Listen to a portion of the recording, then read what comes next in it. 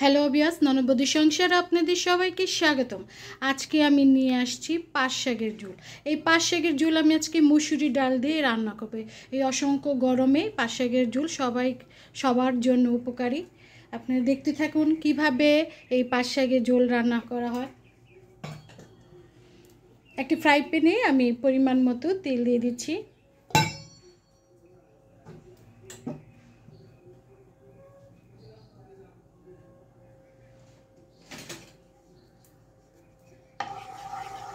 তেলটা গরম হচ্ছে।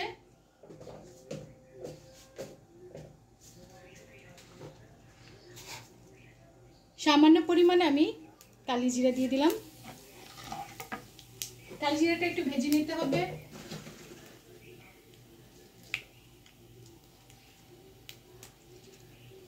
দু তিনটা শুকনা লঙ্কা একটু লাল লাল করে শুকনা লঙ্কাটা ভাজতে হবে।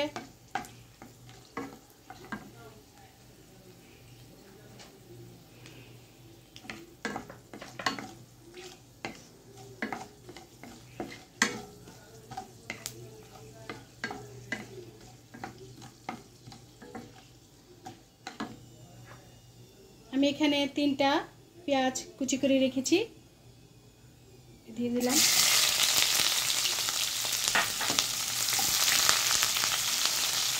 পেঁয়াজটা একটু লাল লাল করে ভাজতে হবে।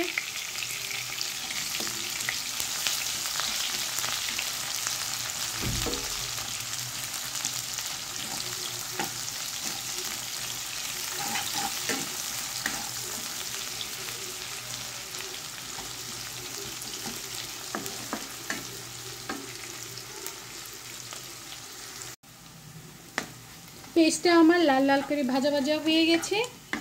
আমি আগে থেকে পাঁচ শাক ভালো মতো দিয়ে কুচি কুচি করে কেটে নিয়েছি। এর উপরে এখন পাঁচ শাকটা দিয়ে দেব।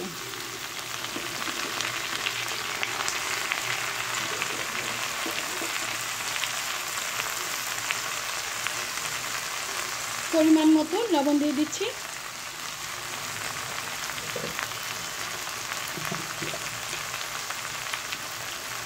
সামান্য পরিমাণ একটু হলুদ দিতে হবে।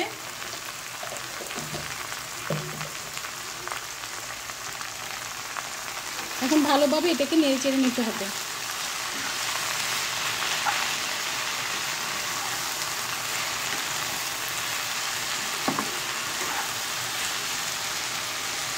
হয়ে গেছে আমার রান্নাটা। আমি এখন কিছুক্ষণের জন্য ঢাকনা দিয়ে ঢেকে দেব।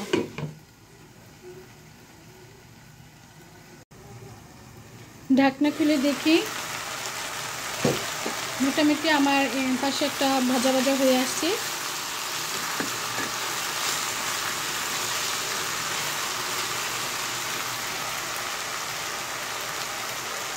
পাঁচ সাতটা এখন আমি কাঁচা লঙ্কা দিয়ে দিব।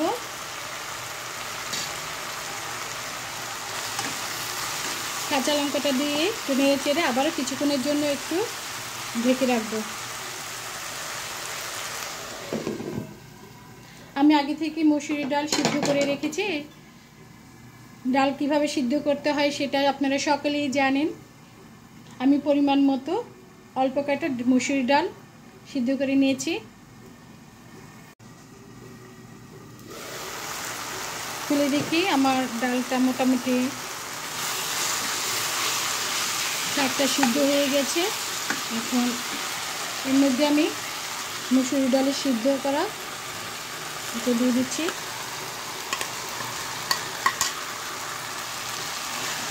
এটা দিয়ে ভালোভাবে একটু মিশিয়ে নিতে হবে।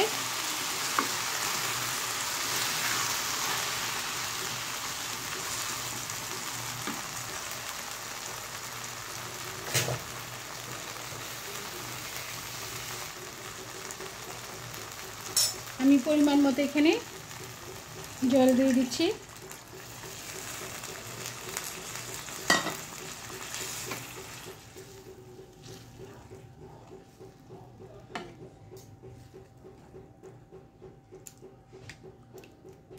হয়ে গেছে আমার মসুর ডাল দিয়ে পাঁচ শাক।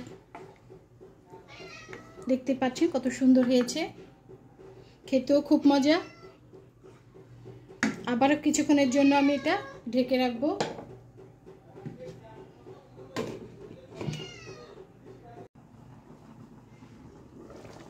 ঢাকনা খুলে দেখি শাকটা হয়েছে কিনা।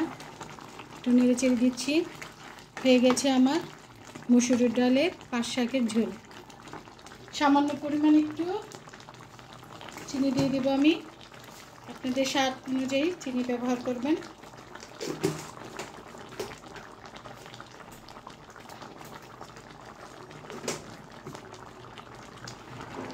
কিছুক্ষণ পর এটাকে আমি নামিয়ে নেব।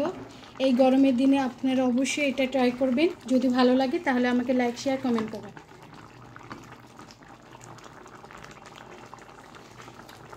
লবণ হয়নি, আর একটু লবণ দিতে হবে।